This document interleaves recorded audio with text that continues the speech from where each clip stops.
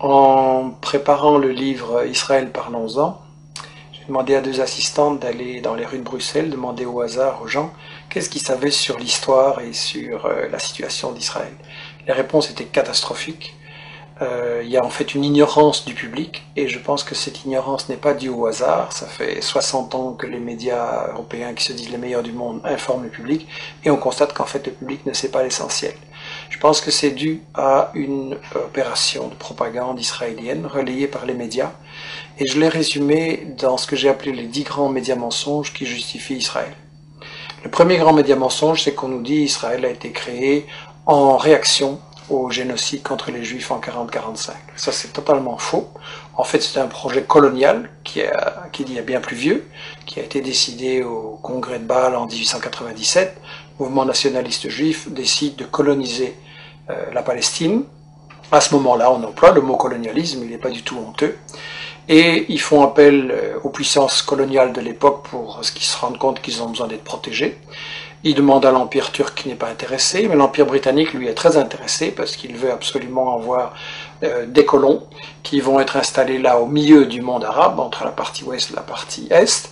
Ils veulent affaiblir l'Égypte, qui est une puissance qui les inquiète. Ils veulent contrôler le canal de Suez, qui est la route vers la colonie des Indes, qui leur rapporte énormément. Ensuite, les États-Unis vont prendre le relais. Eux, ce qui les intéresse, c'est le pétrole. Ils veulent un flic du pétrole. Et donc, création coloniale d'Israël ne date pas du tout de 40-45, c'est bien plus tôt, c'est un projet colonial. Il faut rappeler qu'à l'époque, les puissances coloniales européennes se partagent l'Afrique comme un vulgaire morceau de gâteau. Il y a une conférence à Berlin en 1885 avec l'Angleterre, la France, le Portugal, la Belgique, l'Allemagne. On se partage l'Afrique comme un vulgaire gâteau. Il n'y a évidemment aucun Africain qui est installé, qui est invité, je veux dire. Et donc on est vraiment dans l'époque coloniale. Israël, c'est un projet colonial, il faut le dire. Alors, le deuxième grand mythe qui justifie Israël, c'est oui, mais les Juifs, en fait, ils retournent sur la terre dont ils auraient été chassés par l'Empire romain en 70 après Jésus-Christ. Ça, c'est aussi un mythe total, parce que, en fait, j'ai interviewé dans ce livre l'historien Shlomo Sand, qui a lui-même interviewé les historiens, les archéologues israéliens, et tout le monde dit non, il n'y a pas eu d'exode, et donc il n'y a pas de retour. En gros, les populations, elles sont restées là, elles n'ont pas bougé. Bien sûr, il y a eu des invasions, des migrations, des mélanges, mais en gros, elles n'ont pas bougé, les populations. C'est qu'il y a deux conséquences cocasses. La première, c'est que, au fond, les descendants des Juifs de l'époque de Jésus-Christ, c'est les Palestiniens qui vivent là aujourd'hui, maintenant.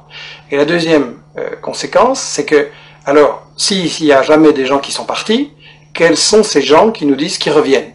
En fait, ce sont des convertis, des Européens de l'Est, de l'Ouest, des Maghrébins, qui se sont, à différents moments, pour différentes raisons, convertis à la religion juive. Et en fait, comme dit Shlomo Sand, le peuple juif, ça n'existe tout simplement pas. Il n'y a pas d'histoire commune, il n'y a pas de langue commune, il n'y a pas de culture commune, il y a juste une religion. Mais une religion, c'est pas un peuple. On ne parle pas de peuple chrétien, de peuple musulman, et donc pas de peuple juif non plus. Alors le troisième grand mythe, c'est l'idée que, en fait, c'est pas grave s'ils se sont installés là en Palestine pour coloniser, parce que nous dit-on, c'était un désert, c'était une terre sans peuple, donc c'était vide. Ça aussi, c'est un mensonge total. En réalité, les témoins de l'époque, déjà au 19e, début 19e, disent la Palestine, c'est un océan de blé. Il y a des cultures et des exportations, notamment vers la France, de l'huile, du savon, les fameuses oranges de Jaffa. Et d'ailleurs, quand les colons britanniques et puis les colons juifs vont vouloir s'installer en Palestine à partir de 1920, les paysans palestiniens refusent de céder leurs terres, et donc il y a des révoltes, il y a des grèves générales, il y a des manifestations avec de nombreux morts, il va même y avoir une guérilla en Palestine, donc c'était tout sauf un désert, et tout ça n'a été brisé que par une répression très très féroce de l'occupant britannique et des sionistes ensuite. Alors on nous dit, oui c'est vrai, il y avait des Palestiniens, mais enfin ils sont partis d'eux-mêmes. Ça aussi c'est faux. J'ai cru ça moi longtemps, et tout le monde a cru ça, et ça a été la grande version officielle d'Israël, jusqu'à ce qu'on a appelé les nouveaux historiens israéliens, Benny Morris qui est interviewé dans les livres, Papé et d'autres disent non, les Palestiniens ont été chassés par la violence, par la terreur, par toute une opération systématique pour les expulser en fait du pays, pour vider la terre de ses habitants. Donc ça c'est encore un mythe absolu, et ça c'est pour, disons, la partie historique. l'histoire d'Israël, tout ce qu'on nous cache, qui est très très important à comprendre. Et ensuite, ce qu'on nous dit sur la période actuelle, c'est que de toute façon, Israël, c'est la seule démocratie au Moyen-Orient et que donc il faut la défendre, c'est un État de droit. Premièrement, c'est pas un État de droit, c'est le seul État au monde où la Constitution ne fixe pas les limites du territoire. Dans tous les pays du monde, il y a une Constitution qui dit le territoire il commence là, il s'arrête là, et ça c'est notre pays. Israël non, parce qu'Israël c'est justement un projet d'expansion qui n'a pas de limite, et il y a donc une Constitution en plus totalement raciste qui dit que Israël c'est l'État des Juifs. Ce qui veut dire que les autres sont des sous-citoyens, des sous-hommes, et donc c'est la négation même de la démocratie, une constitution pareille. Donc Israël n'est absolument pas une démocratie, et je voudrais dire que en fait, Israël c'est le colonialisme, c'est le vol de la terre, c'est le nettoyage d'une population, ça ne peut pas être considéré comme une démocratie.